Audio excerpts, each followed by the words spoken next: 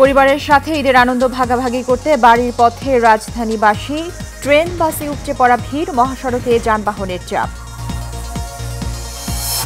দেশজুড়ে জমে উঠেছে কোরবানির পশুর হাট, দাম নিয়ে ক্রেতা বিক্রেতাদের ভিন্ন মত।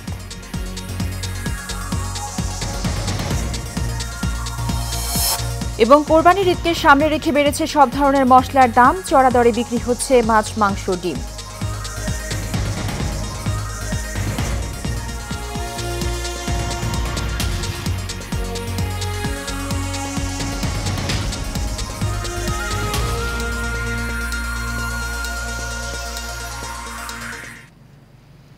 স্বাগত এশিয়ান প্রাইম নিউজে, সাথে আছি সুবর্ণা গোলন্দাজ। শুনছিলেন বিআরপি কেবল ইন্ডাস্ট্রিজ লিমিটেড সংবাদ শিরোনাম। চলে যাচ্ছি বিস্তারিত সংবাদে। শুরুতেই ঈদ যাত্রার খবর।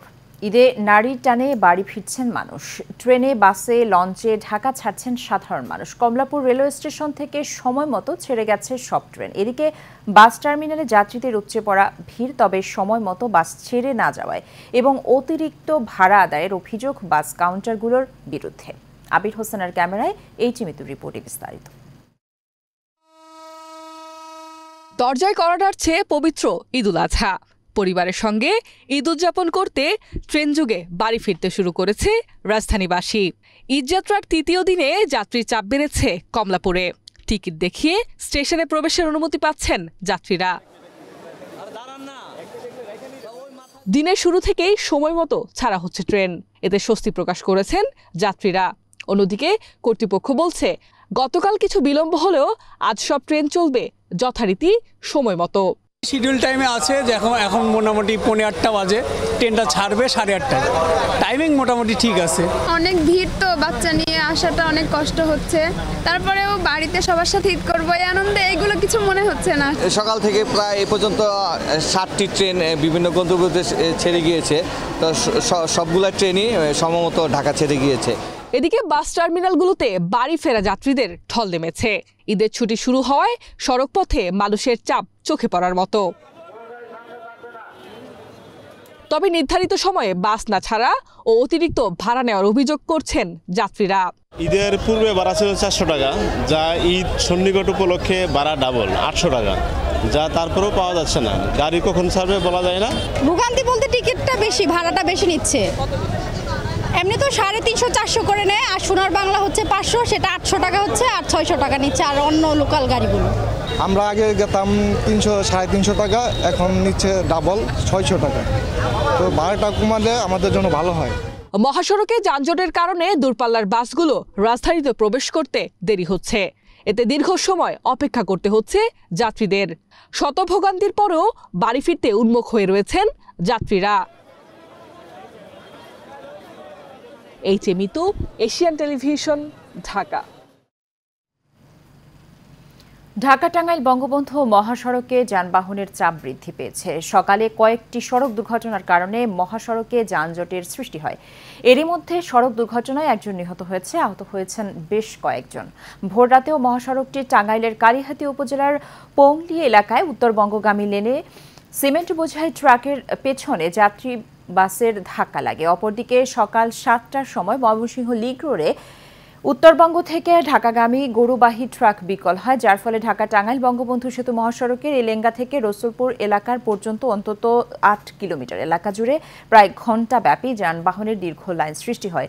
যানজট নিরসনে মহাসড়কের বিভিন্ন পয়েন্টে প্রায় 7 শতাধিক পুলিশ কাজ করছে বলে জানান টাঙ্গাইলের পুলিশ সুপার সরকার মোহাম্মদ কায়সার।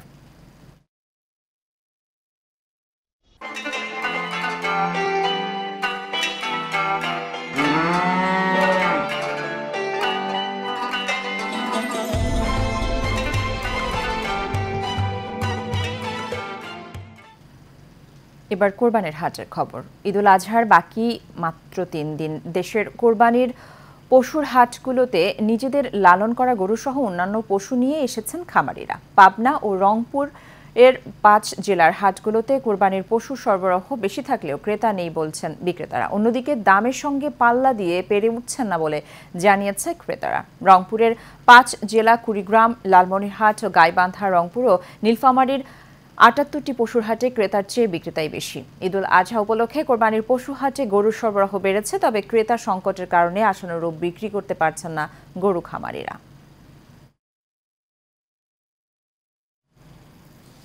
এবার যাচ্ছি অন্যান্য সংবাদে। কোরবানির ঈদের বাকি হাতে গোনা মাত্র কয়েকদিন, এরই মধ্যে প্রিয়জনের সঙ্গে ঈদ করতে রাজধানী ছাড়তে শুরু করেছেন মানুষ। তবে রোজার ঈদের আগে যেমন পণ্যের দাম বেড়েছিল, বর্তমানে ঠিক একই পরিস্থিতি চলছে বাজারে। চড়া দরে বিক্রি হচ্ছে মশলা, মাছ, মাংস, ডিম সহ প্রায় সব পণ্য। এতে স্বস্তি নেই ক্রেতার মনে। তবে তাদের দাবি, নিজেদের ইচ্ছা মতো দাম হাঁকাচ্ছেন ব্যবসায়ীরা। দেখার কেউ নেই। এই চিমিতুর রিপোর্টে বিস্তারিত। কোরবানির ঈদের বাকি হাতে গোনা মাত্র কয়েকদিন। ঈদ সামনে রেখে প্রয়োজনীয় বাজার সারছেন ভোক্তারা। তবে পণ্যের দাম ক্রেতাদের স্বস্তি দিচ্ছে না। বিশেষ করে মশলাজাতীয় পণ্যের দাম এখন বেশ চড়া। এছাড়াও দাম বাড়ার তালিকায় রয়েছে আদা, রসুন, পেঁয়াজ, মাছ, ডিম সহ নিত্যপণ্য। ব্যবসায়ীরা বলছেন, আমদানি কমায় পণ্যের দাম বেড়েছে পাইকারি বাজারগুলোতে। এর প্রভাব পড়েছে খুচরা বাজারেও। মাছের দাম একটু পার কেজিতে মনে করেন যে 50-60 টাকা বাড়ছে, বাড়তি আমদানি কম। শসা বাড়ছে, টমেটো বাড়ছে, কাঁচামরিচ বাড়ছে। কারণ কি, এটা আমার কিছু করার নাই। এলাচির মধ্যেও ডিফারেন্স, গোলমরিচ, লবঙ্গ, জিরা সবটির মধ্যে কিছু কিছু ডিফারেন্স আছে।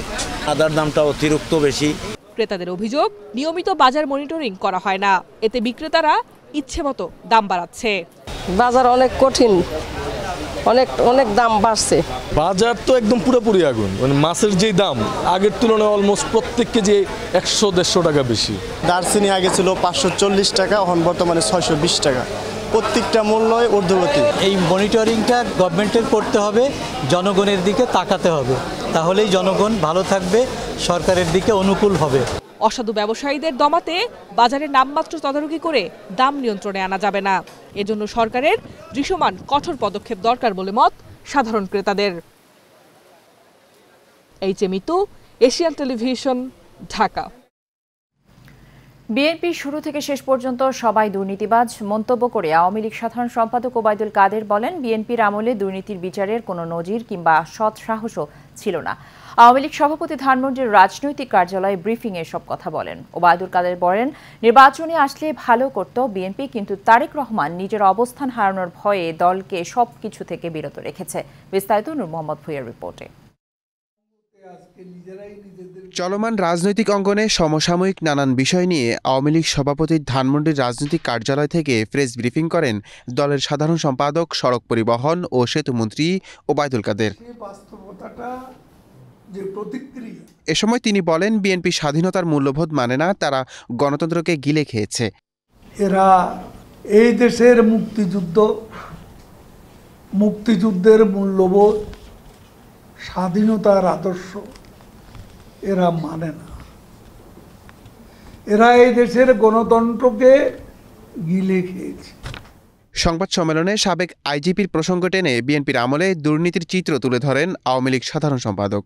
বিএনপি আমলে কত সন্ত্রাসী, দুর্নীতিবাজ, বেনজিরের জায়গায় কোহিনুর, আশরাফুল হুদা, রকিবুল হুদা, এইসব লোককে আইজিপি বানানো হয়েছিল। এদের দুর্নীতির গল্প শুনলে শিউরে উঠতে। তারেক রহমানকে ভালো মানুষ সাজানোর চেষ্টা করছে বিএনপির মহাসচিব জানিয়ে ওবায়দুল কাদের বলেন, অপরাধের শাস্তি তারেককে ভোগ করতেই হবে। তাকে এখানে এনে শাস্তি ভোগ করাতে হবে, সেটাই আমাদের মাননীয় প্রধানমন্ত্রী বলেছেন। নূর মোহাম্মদ ভুঁইয়া, এশিয়ান টেলিভিশন, ঢাকা।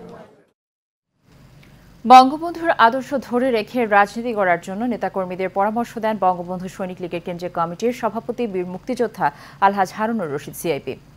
তিনি বলেন, বঙ্গবন্ধু দেশের কল্যাণে নিজেকে উৎসর্গ করেছেন। তার জন্ম না হলে স্বাধীন বাংলাদেশের জন্ম হতো না। বৃহস্পতিবার নিজ কার্যালয়ে রাজধানীর কামরাঙ্গীর চরে সৈনিক লীগের সাবেক 2 সভাপতি হাজী মোহাম্মদ নূর হোসেন ও সিরাজ উদ্দিন সোহাগ সহ স্থানীয় নেতাকর্মীরা ফুলের শুভেচ্ছা জানাতে আসলে এসব কথা বলেন তিনি। এ সময় উপস্থিত ছিলেন বঙ্গবন্ধু সৈনিক লীগ ঢাকা মহানগর দক্ষিণের সভাপতি মঞ্জুরুল ইসলাম বাহার সহ অন্যান্য নেতৃবৃন্দ।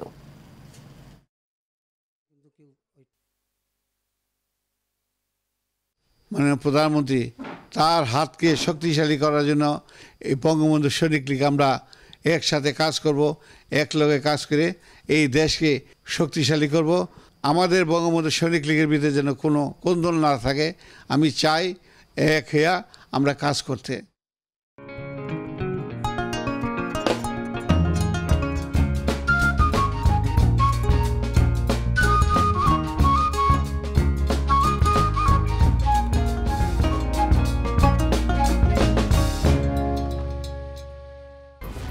এক্সপার্ট B500 CWR স্বাধীনতার সুবর্ণ জয়ন্তীতে নতুন বাংলাদেশ গড়ার প্রত্যয় HM স্টিল B500 CWR।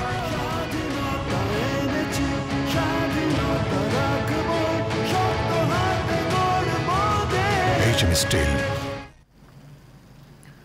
চট্টগ্রামে জঙ্গি সংগঠন আনসারুল ইসলামের 2 সক্রিয় সদস্যকে গ্রেফতার করেছে র্যাব। দুপুরে কর্ণফুলী উপজেলার শিকলবাহা ইউনিয়ন থেকে তাদের গ্রেফতার করা হয়।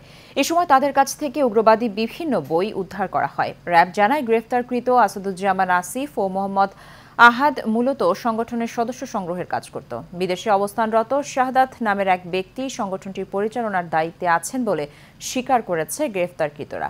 সংগঠনটির শতাধিক সদস্য বিপ নামের একটি মোবাইল অ্যাপের মাধ্যমে যোগাযোগ রক্ষা করেন। দেশে বড় ধরনের নাশকতা ও খিলাফত রাষ্ট্র প্রতিষ্ঠার পরিকল্পনা নিয়েই সংগঠনটির সদস্য সংগ্রহ করছে বলেও জানিয়েছে র্যাব। ঈদুল আজহা উপলক্ষে খাদ্য উপহার বিতরণ করেছে ঢাকা 18 আসনের সংসদ সদস্য আলহাজ খসরু চৌধুরী। রাজধানীর উত্তরা জোনে 45 নং ওয়ার্ডে প্রধানমন্ত্রীর নির্দেশে এই খাদ্য ও উপহার বিতরণ করা হয়। এ সময় সার্বিক তত্ত্বাবধানে ছিলেন আলহাজ সাগর আহমেদ। 45 নং ওয়ার্ডের বিভিন্ন নেতাকর্মীরা অনুষ্ঠানে উপস্থিত ছিলেন।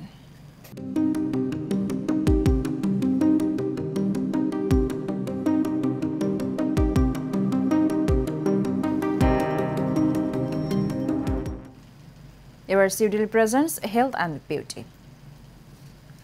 পৃথিবী দ্রুতই উষ্ণ হচ্ছে, ফলে তাপমাত্রাও খুব দ্রুত বৃদ্ধি পাচ্ছে। ত্বক অত্যন্ত সংবেদনশীল। বায়ুমণ্ডলের তাপমাত্রার পরিবর্তনের ফলে আমাদের ত্বকেও দেখা দিচ্ছে নানা ধরনের জটিলতা। ত্বকের সুস্থতা রক্ষায় উপায় জানালেন আন্তর্জাতিক ত্বক বিশেষজ্ঞ অধ্যাপক ডাক্তার MU কবির চৌধুরী। বিস্তারিত রিপোর্টে। বিশ্বব্যাপী পরিবেশ খুব দ্রুত পাল্টে যাচ্ছে এবং এই পরিবর্তনের প্রভাব পড়ছে বায়ুমণ্ডলের তাপমাত্রার উপর। এতে করে মানুষের স্বাভাবিক জীবনযাত্রা ব্যাহত হচ্ছে। স্কিন বিশেষজ্ঞ চিকিৎসক বলেছেন, ত্বক অত্যন্ত সংবেদনশীল, যা আবহাওয়া পরিবর্তনের সঙ্গে সঙ্গে বিভিন্ন পরিবর্তন দেখা যায়। আবহাওয়ার যখন পরিবর্তন হয় তখন সবচেয়ে নিকটে আসে ত্বক বা স্কিন। যেমন ঋতু পরিবর্তন হয় তখন ধুলাবালি বাড়ে, অনেকে আসে যে এই সিজনটা হলে আমার অসুখ হয়। তার কারণ হলে আবহাওয়ার পরিবর্তনের সঙ্গে তার স্কিনটা রিয়েক্ট করে। যেমন একটা রোগ আগেই ছিল, হয়তো আর্টিকেরিয়া ছিল, তার হিট আসলো আর্টিকেরিয়া বেড়ে গেল।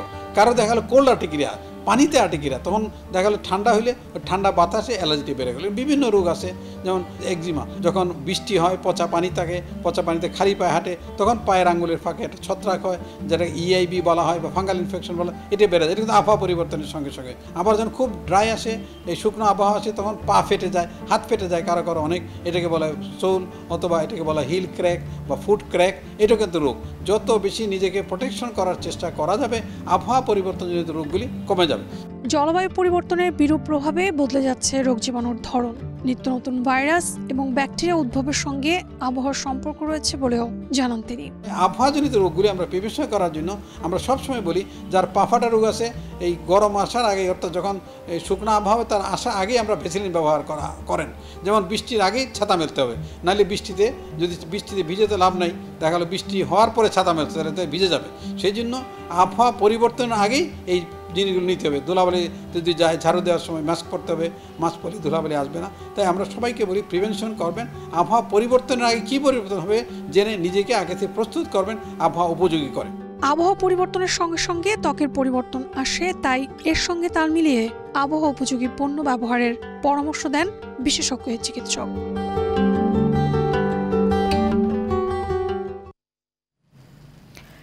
শেষ করব এশিয়ান প্রাইম নিউজ। তার আগে বিরপি কেবল ইন্ডাস্ট্রিজ লিমিটেড সংবাদ শিরোনামগুলো জানিয়ে দেব আরও একবার।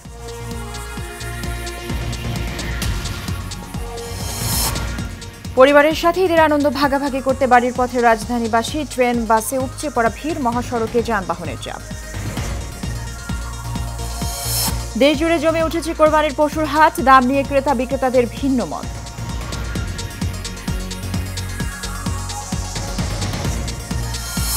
এবং কোরবানির ঈদকে সামনে রেখে বেড়েছে সব ধরনের মশলার দাম, চড়া দরে বিক্রি হচ্ছে মাছ, মাংস, ডিম।